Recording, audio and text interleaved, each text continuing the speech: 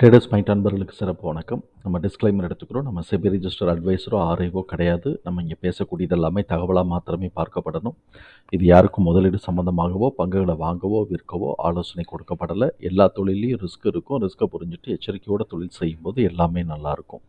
நம்மளை ஆதரிக்கிற அனைத்து நல்ல உள்ளங்களுக்கும் நன்றி. வளமுடன் வாழ்க. நண்பர்களே, நம்மளுடைய இந்த அனாலிசிஸ் உங்களுக்கு ஏற்புடையதாகவும் கன்வீன்ஸாகவும் இருந்ததுன்னாக்க லைக் பண்ணுங்கள், ஷேர் பண்ணுங்கள். சப்ஸ்கிரைப் பண்ணலைன்னா சப்ஸ்கிரைப் பண்ணுங்கள். நண்பர்களே, நம்ம வந்து நிஃப்டி 50யோட ரிசல்ட் பப்ளிஷ் ஆன கம்பெனிஸ் தான் பார்த்துட்ருக்குறோம். அந்த வரிசையில் இப்போ நம்ம பார்க்கக்கூடியது வந்து Hindustan Unilever limited. Hindustan Unilever இப்போ இவன் வந்து என்னென்னா எக்ஸ்பென்சிவ் பெர்ஃபார்மருங்கிற கேட்டகரிக்குள்ளே வந்துக்கிட்டு இருக்கிறான். அப்படின்னாக்க வேல்யூஷன் கூட போய்கிட்டு இருக்கு அப்படிங்கிறது தான் அதோடைய அர்த்தம். டியூரபிலிட்டி ஸ்கோர் 65, ஃபினான்ஷியலாக ஸ்ட்ராங்காக இருக்கிறாங்க. வேல்யூஷன் வந்து 18ல் இருக்குது. அதாவது எக்ஸ்பென்சிவ் வேல்யூஷன் கொஞ்சம் கூட தான் இருக்குது அப்படிங்கிறது இதோடைய புரிதல். மொமெண்டம் வந்து 48. இது ஒரு நியூட்ரல் ட்ரெண்டாக தான் இருக்குது. அப் ட்ரெண்டாக இருந்தால் க்ரீனாக மாறிடும் எபவ் 50. அனாலிசிஸ்ட் வந்து ப்ரைஸ் டார்கெட் எவ்வளோ பண்ணுறாங்க? 1548 பண்ணுறாங்க. நம்மளுடைய கால்குலேஷனில் நமக்கு எவ்வளோ வருதுன்னு பார்ப்போம். பிஇயை பொறுத்த வரைக்கும் இவன் இன்னும் புல்லிஷ் ஜோன் தான் காட்டிக்கிட்டு இருக்கிறான். ஆனால் நமக்கு என்ன வருதுங்கிறத நம்ம பார்ப்போம். இப்போ நம்ம வந்து ஃபண்டமெண்டலோட கீ மெட்ரிக்ஸ் பார்த்தோம்னாக்க இன்ட்ரெஸ்ட் கவர் ரேஷியோ வந்து 46.3 இருக்கும். சூப்பர், பயங்கர கமாண்டபிலிட்டியில் இருக்குது.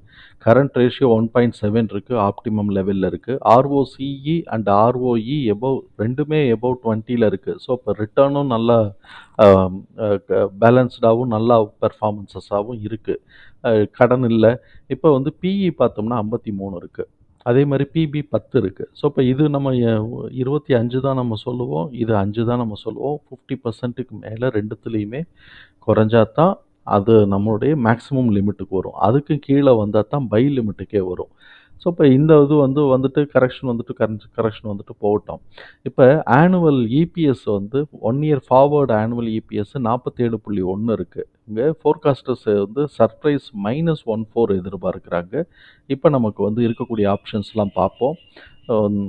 கன்சஸ் வந்து 40 கன்சஸ் ரெக்கமெண்டேஷன்ஸில் பார்த்தோம்னா 40 அனாலிசிஸ்ட் என்ன சொல்கிறாங்கன்னா 3 பேர் வந்து 5 பேர் செல் கொடுக்குறாங்க, 12 பேர் ஹோல்டு கொடுக்குறாங்க, பாக்கி 23 பேர் வந்து பை கொடுத்துருக்குறாங்க. நமக்கு இங்கே பார்ப்போம். கேஷ் ஃப்ளோ வந்து ஆக்சுவலாக பாசிட்டிவாக தான் இருக்குது. கேஷ் ஃப்ளோ பாசிட்டிவாக இருக்குது. இது வந்து குவார்ட்டர்லி ரிசல்ட்டில் பார்த்தோம் அப்படின்னு சொன்னாக்க quarterly revenue year on year பாசிட்டிவாக வந்திருக்கு. ஆனால் குவார்ட்டர் ஆன் குவார்ட்டர் நெகட்டிவாக வந்திருக்கு.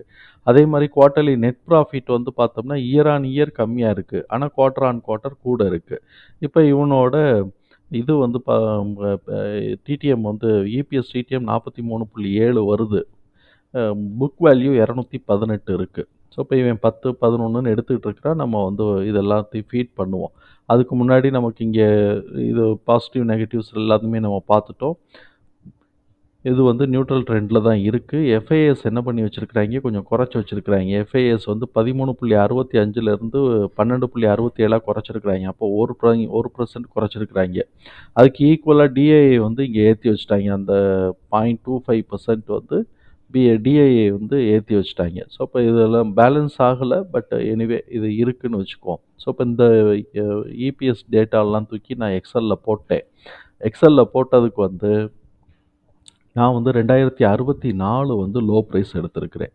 ஏன் 2064 எடுத்திருக்கிறோம் அப்படின்னு சொன்னோம்னாக்க, இது வந்து பார்த்தோம்னா 2022 இருக்குது பார்த்தோம்ல, 2022 லோக்கு வந்து வச்சுட்டான். ஸோ இப்போ அந்த லோக்கு உண்டான இடத்துல வந்து அந்த இயருக்கு உண்டான ஃபேர் வேல்யூ நான் கண்டுபிடிச்சி அதுலேருந்து எவ்வளோ ரைஸ் ஆகுமோ மேக்ஸிமம் அந்த வேல்யூவை தூக்கி நான் போட்டேன் 2067.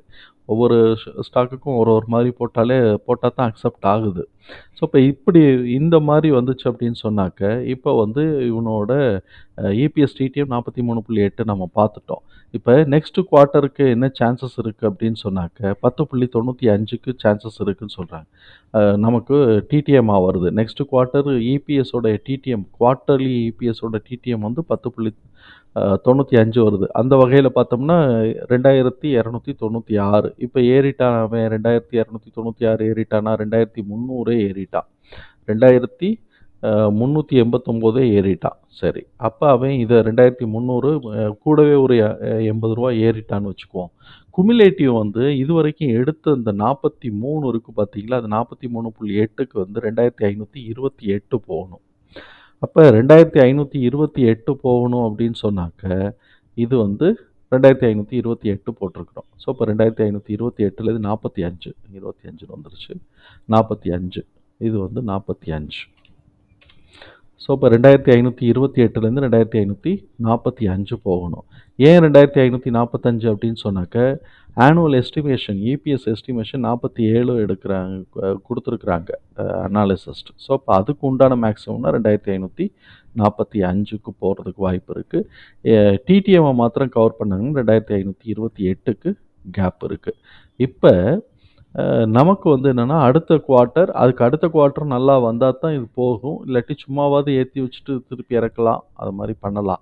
திருப்பி இறங்குச்சு அப்படின்னு சொன்னா, எவ்வளோ தூரத்துக்கு இறங்குறதுக்கு வாய்ப்பு இருக்கு அப்படின்னு சொன்னா, 2350லயோ 40லயோ ஒரு சப்போர்ட் எடுக்கணும், எடுத்துருச்சு. 2559ல சப்போர்ட் எடுக்கணும், அதுவும் எடுத்துருச்சு. இங்க பார்த்தோம்னா, அதுவும் 2202 வரைக்கும் எடுத்துருச்சு. ஸோ, இப்போ இப்போதைக்கு நமக்கு இருக்கக்கூடியது 2161 மாத்திரம் தான் இன்னும் அன்கவர்டா இருக்கு. 2202 வரைக்கும் எடுத்துருச்சு. ஸோ, இப்போ இந்த இடம் வரைக்கும் வாய்ப்புகள் இருக்கு. அப்படிங்கிறது தான் நமக்கு கீழ இறங்குச்சுன்னா டவுன் ட்ரெண்டுன்னு கீழ இறங்குச்சுன்னா 2161க்கு சப்போர்ட் எடுத்து மேலே ஏறுறதுக்கான வாய்ப்புகள் இருக்கு. இல்ல அப் ட்ரெண்டு ரிசல்ட் நல்லா இருக்கு அப்படின்னு சொன்னா மேல தூக்கிட்டு போறதுக்கும் வாய்ப்புகள் இருக்கு. ஆனா நம்ம புரிஞ்சுக்க வேண்டியது இங்கே பிஇ வந்து 50க்கு மேல இருக்கு. புக் வேல்யூ வந்து 10க்கு மேல இருக்கு.